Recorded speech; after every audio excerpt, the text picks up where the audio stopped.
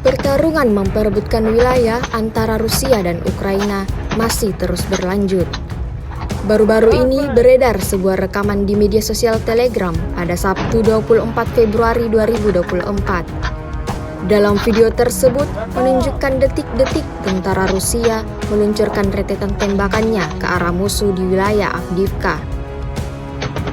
Tembakan tentara Rusia itu pun juga direspon balik oleh militer Ukraina sehingga terjadi aksi baku tembak yang sengit, seperti yang terlihat dalam rekaman.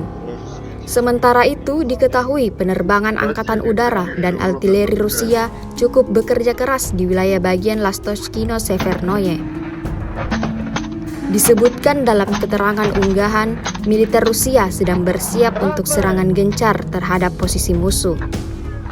Diketahui juga di Vodiane hingga Severnoye, serangan angkatan bersenjata Rusia belum membuahkan hasil. Hingga video ini beredar, beragam komentar dituliskan warganet.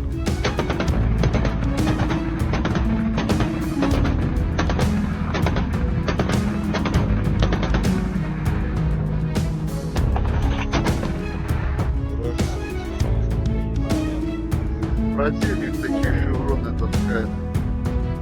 Download Tribun X sekarang, menghadirkan lokal menjadi Indonesia.